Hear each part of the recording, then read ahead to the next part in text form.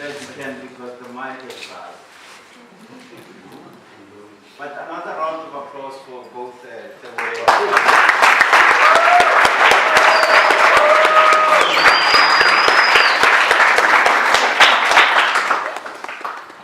Sometimes maybe when things die at the moment when you need them, there is a significance to that. Can you hear me? Yes. Thank you. You can come a little bit closer now so that we can do the opening, please. The performance has something to do with water, and that's as far as I will go because it's very technical. But when the artist told me this week, they said it has something to do with the Venda mythology. So I encourage you to interact with the artist as you interact with the artworks because the performance is part of this exhibition. So it means if you were not at the opening, you cannot take this experience of the exhibition opening. I just want to, go through the notes that I've prepared. I will edit myself here and there for purposes of not spending too much time reading the speech.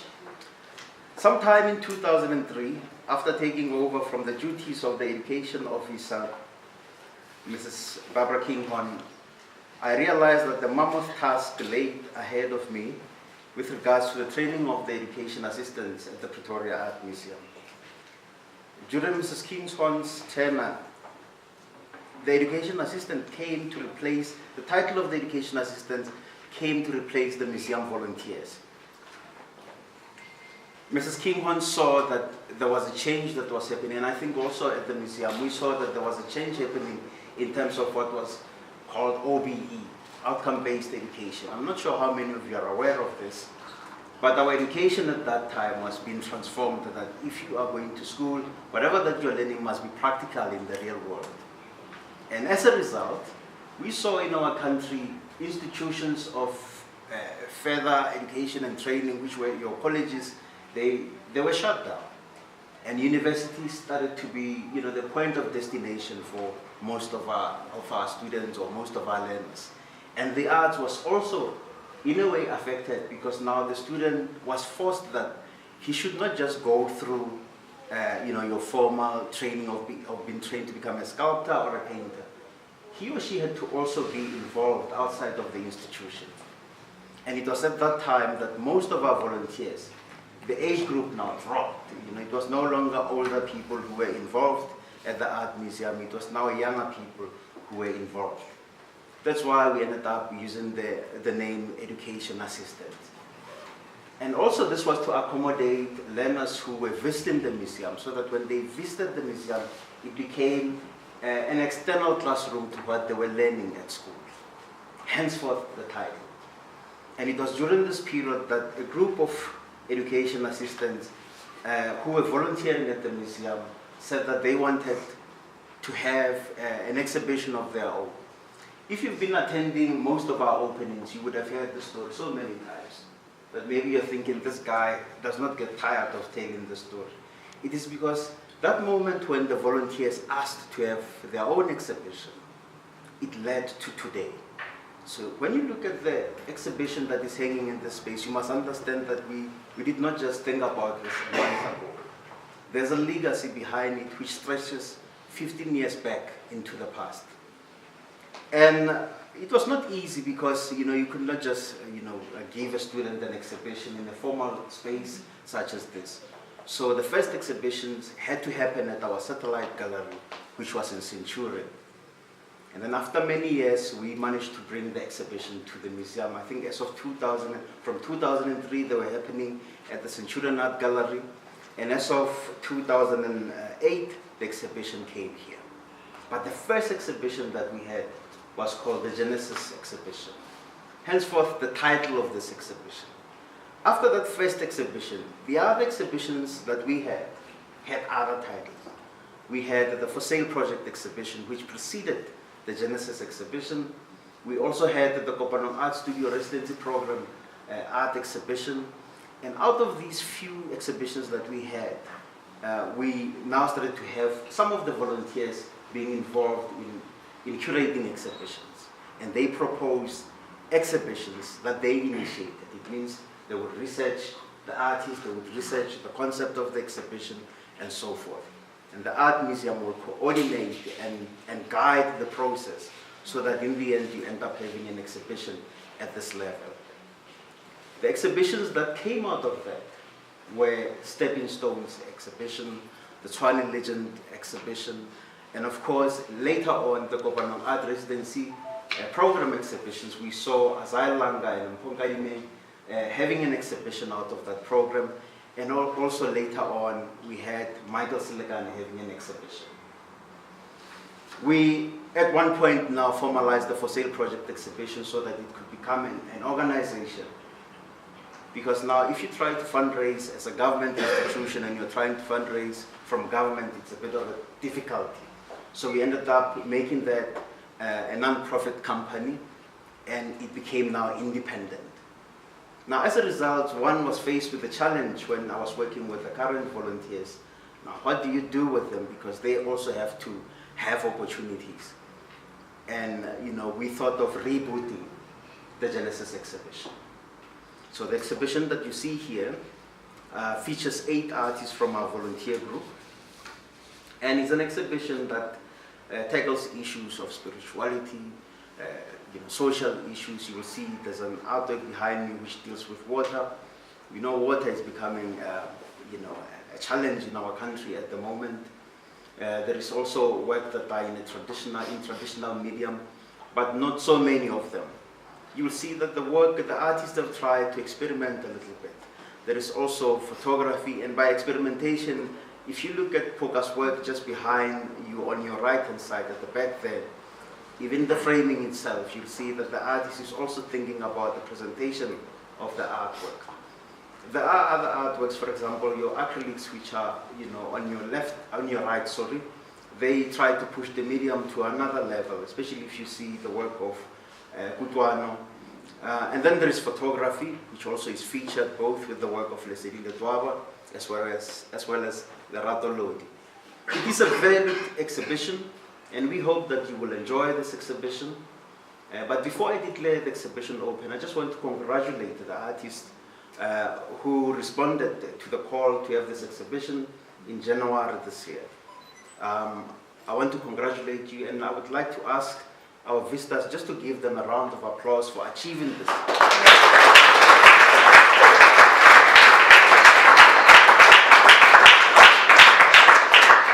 Thank you. It is a very daunting moment because, some of our artists, they are just starting out, in this career and in this difficult sector.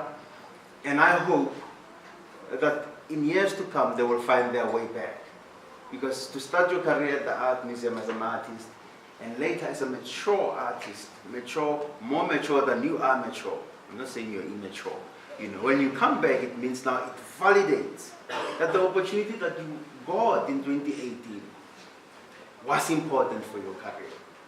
You see, for an artist, the difficulty is sustaining a career in a market that is so small and in a fierce market where everybody is competing for a small pie.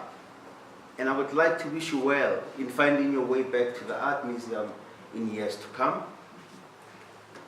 And then I also want to congratulate Mr. Shimane Semisi for putting the exhibition together. Please, a round of applause for our curator.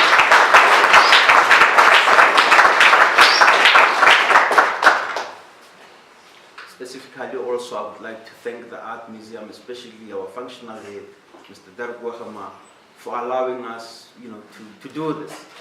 Because in other institutions, when young people say, we want to flex our muscles, the powers that be say, no, not here. You can do it elsewhere, not here. You're young, you're naive, you can't have your exhibition here.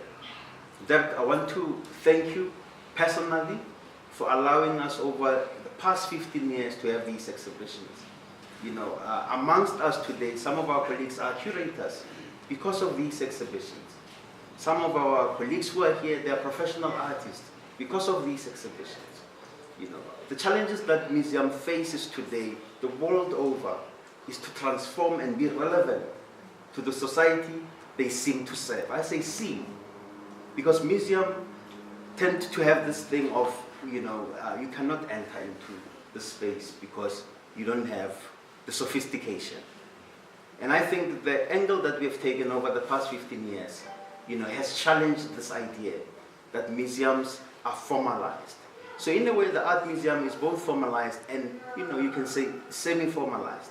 And semi-formalized in a sense that it accommodates young artists to have the opportunity to showcase their work. And it's a rare opportunity the world over. And I thank you, Derek, for this. Please, a round of applause.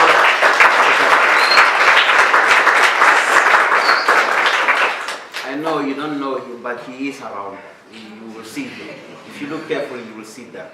And I want to also thank my colleagues at the Art Museum, for giving us this breathing space. And particularly as we were working towards this exhibition, some of them, they could not join us. Diana Sotole, Setlare Talani, as well as Jimmy Baloi for helping us with the space so that the space could accommodate you today. Please, a round of applause for them.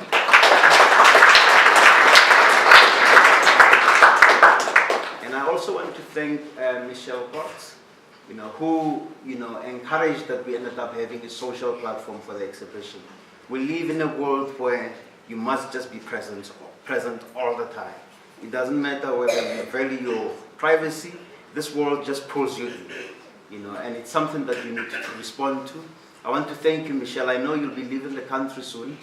I want to thank you for approaching the Art Museum, with a plea to be involved. Thank you for putting the platform in place so that we could reach more people in terms of the exhibition, the marketing of it, as well as the availability of the artist biographies. Thank you. Please, a round of applause for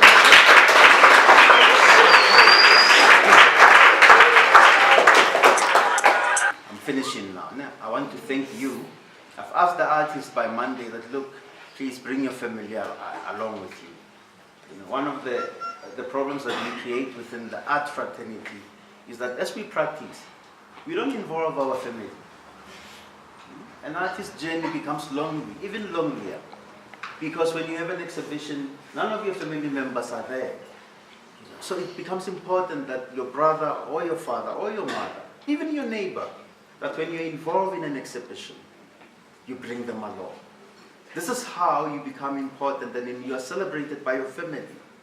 The sad part of an artist passing away and the people do not know what to do with the work and they end up donating the work to a gallery or to a private collector and the person makes a lot of money and then they want to go and claim that the assets belong to them.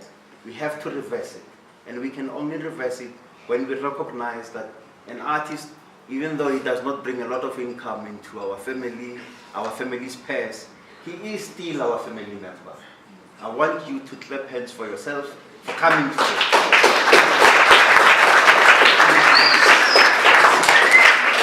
Congratulations for traveling the journey with your artist brother or your artist friend. And having said that, I want to declare this exhibition open. Enjoy. Before you go, I just want to say something. I've just remembered. Next week at 11 o'clock, we will be conducting a walkabout of the exhibition. The artists will be here. They will take us through their artworks. They will discuss the themes that they're dealing with, as well as the processes of producing these works. Please join us. We will be starting at 11 o'clock next week, Saturday. Thank you. Enjoy.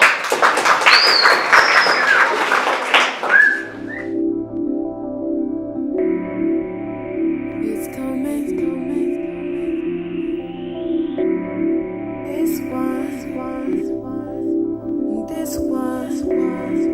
This one is coming. And then I'll call your bluff. Whoa, whoa, whoa, whoa, whoa. Whoa, whoa, whoa, whoa, whoa, whoa, whoa, whoa, whoa, whoa. Whoa, whoa, whoa, whoa, whoa. Whoa, whoa, whoa, whoa, whoa. Whoa, whoa, whoa, whoa, whoa, whoa, whoa, whoa. Devilish things running through your mind. Bad memories will rob you blind, but it's